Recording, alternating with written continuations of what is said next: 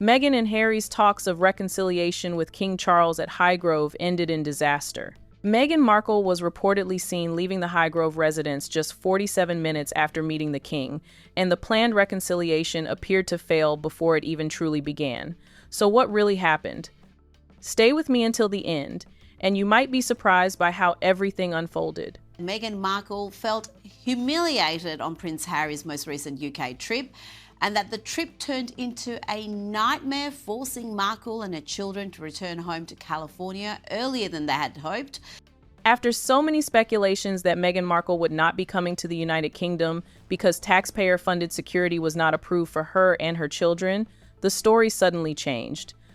Reports began circulating that she had arrived in the United Kingdom with her children to see the king and possibly begin the process of reconciliation. Nullifies her claims, Harry's claims that they can't possibly return to the United Kingdom without royal security because the press won't leave them alone. The king was reportedly pleased by this development because for several years now he had not seen his own grandchildren.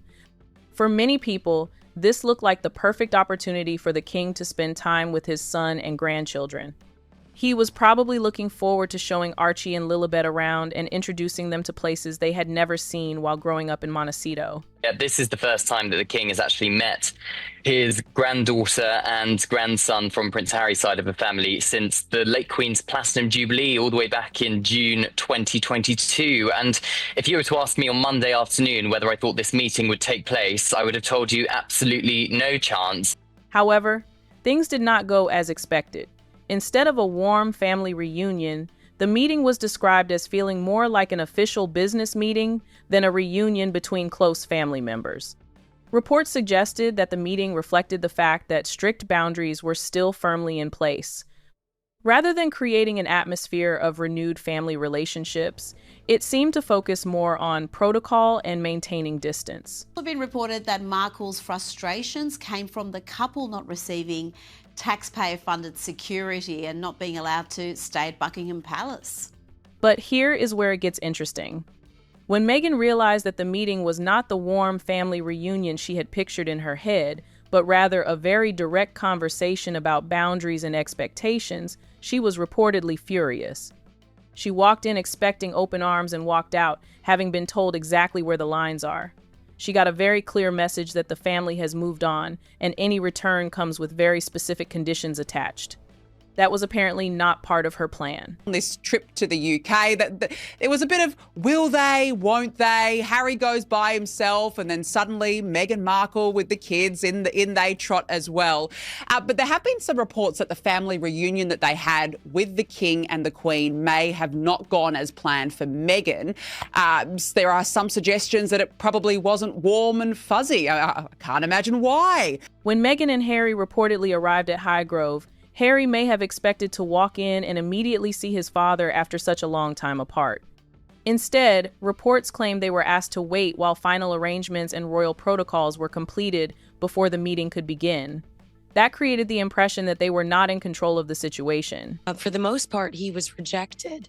And the nightmare wasn't just the trip. It was discovering that the privilege of royalty, doesn't automatically survive after you quit your job. You could almost imagine the disappointment on their faces. They may have expected that once they arrived, they would be welcomed straight into the residence to meet the king, but that was not how events reportedly unfolded. Instead, the palace appeared determined to handle everything according to its own procedures.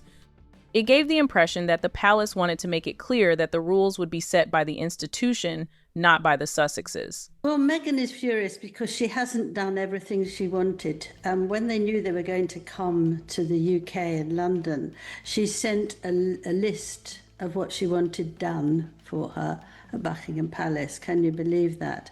But they didn't go to a palace. They went to a home, and she didn't get what she wanted. Within just 47 minutes, Meghan was reportedly seen leaving the Highgrove residence with what many described as disappointment written across her face.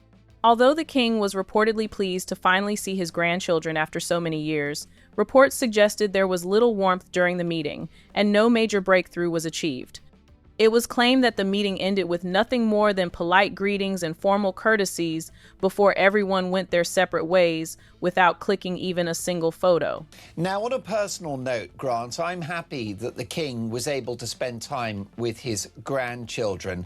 But do you think the Sussexes will be disappointed that they did not get a photograph of this meeting, given that it would enhance their brand? Meghan and the children reportedly departed shortly after the Highgrove meeting, while Harry stayed in the UK for Invictus preparations. And throughout the entire visit, Meghan was notably absent from any public appearances. The reason was simple: she did not want to get booed. There were also allegations that gifts connected to her as ever lifestyle brand were not warmly received. According to those claims, Meghan felt disappointed and sidelined. She may have expected a much warmer reception after returning to the United Kingdom, but instead, she reportedly felt that people had not forgotten what she had done to the royal family in the past. That the Sussexes with their children were able to go to Highgrove. They flew into the country, they go to Highgrove, perhaps other parts of the UK as well, and then they go back home. Does it make a mockery of their demands for 24/7 royal security, given that that was not provided? Meghan must have thought that the meeting would last much longer. After all, King Charles had not seen his grandchildren for several years. Many people believed this would be an opportunity to reconnect as a family. Instead, the meeting reportedly lasted less than an hour, and that short duration immediately became a major talking point. For many royal watchers, it was seen as a sign that many important issues still remained unresolved. Rather than showing a family that had finally healed, the meeting showed that there was still a long way to go before any real reconciliation could happen. And sped Prince Harry, Meghan Markle and the two children to see their grandfather. We're not quite sure how long it lasted. Some people are saying an hour, some are saying more. The fallout from it has been we're all sitting waiting for it to be leaked. Nothing so far. Apparently William was appalled.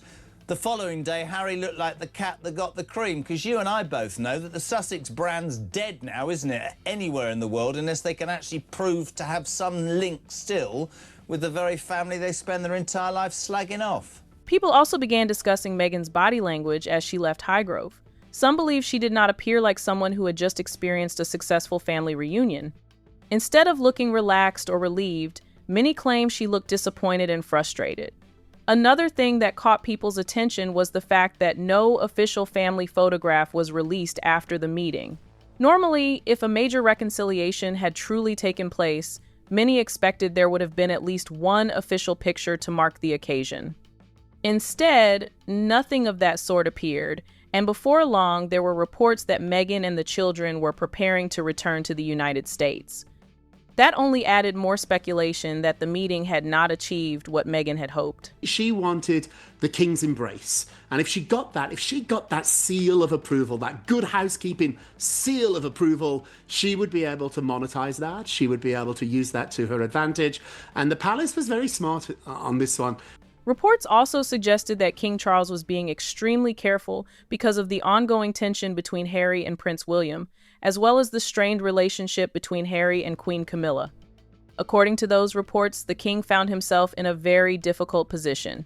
On one hand, he naturally wanted to spend time with his grandchildren.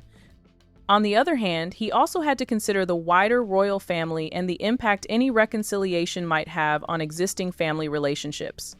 Prince William and Harry are still believed to have unresolved differences, and Harry's comments about Queen Camilla in his memoir Spare created even more tension within the family. I don't think William was very happy. I don't think the Queen was very happy, but I'll tell you why I think it's clever. And I thought about this overnight because I don't know much else to do because I don't sleep. His son has been emotionally blackmailing him and wants to deal and titles before the king passes. That's me being very straight and very honest with everybody, because there isn't a chance in hell that William will ever thaw. That's my opinion. So the king was under that sort of pressure, didn't want to be criticised for not seeing his grandchildren. Because of all these factors, it was claimed that the king chose to approach the meeting with great caution. Rather than allowing emotions to lead the way, the meeting followed a formal structure with clear boundaries. Some people believe this was the wisest approach because the king has responsibilities not only as a father but also as the head of the monarchy. Any decision he makes affects not only his family, but also the institution he represents. For that reason, many felt he wanted to avoid creating the impression that every disagreement had suddenly been forgotten overnight. Supporters of Harry and Meghan welcomed the meeting simply because it happened at all. To them, it was viewed as a positive first step toward healing family divisions. However, others believed that while the meeting took place, it did not produce the breakthrough many people had expected.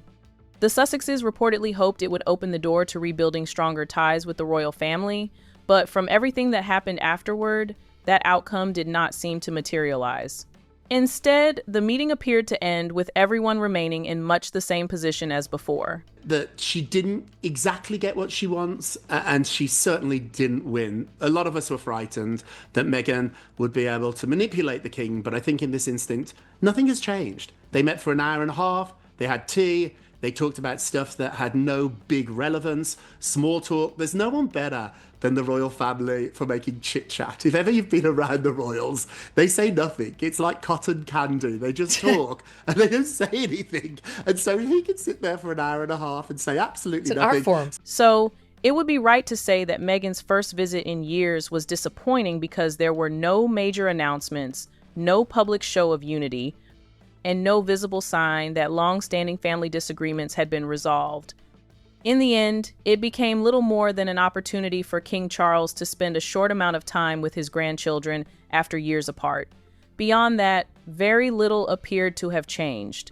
To press, he would love to have a relationship with these grandchildren. He doesn't. They've Skyped, they've made some phone calls, but this wasn't what they wanted. They would love to be able to fix this on a family level, Meghan, but that's what the problem is here. Harry and Meghan are not interested in fixing the family. They want a professional relationship. It's about the money. It's about the association to royalty. It's about being close to power. The meeting could also have an impact on the Invictus Games. Harry has invested years of his life into the competition, and many people still associate him closely with the event. However, some believe the continuing family tensions may make it less likely that senior members of the royal family will publicly associate themselves with activities connected to Harry. Reports suggest the palace remains cautious because almost every appearance involving Harry and Meghan quickly becomes surrounded by controversy and public debate. As a result, future invitations or public involvement from senior royals may remain limited for the time being. Harry and the king to have sorted out their relationship, because you would expect the king to go to something like the opening of the Invictus Games next year. It would be standard, almost normal royal protocol. And for Meghan, this visit was supposed to be her big moment. A reconciliation with the royal family, some carefully curated photos, maybe a joint statement that would flood the internet and remind everyone that the Sussexes still matter. Instead, she got a quiet meeting at Highgrove that ended quickly. No photos, no statement, no post, no content, nothing. The palace did not even acknowledge that it had happened. For a woman who flew all the way to the UK with her children, expecting some kind of public signal that the family had welcomed them back, walking away with absolutely nothing to show for it must have stung deeply. No Instagram moment, no headline, just a car ride back to the airport. And so she desperately wanted a photograph. We know the world we live in. We know the world of social media. We want to see a picture of the king, of Meghan, of the children, of Harry, of everybody smiling. The palace said absolutely not. This is not a state visit. This is not even an official visit. This is a family visit. And so there's no photographs. At the end of the day, one question still remains. Can the relationship between the Sussexes and the royal family truly be repaired? And what would Harry and Meghan have to do to achieve that? Let us know your thoughts in the comment section, and don't forget to like, share, and subscribe. See you in the next video.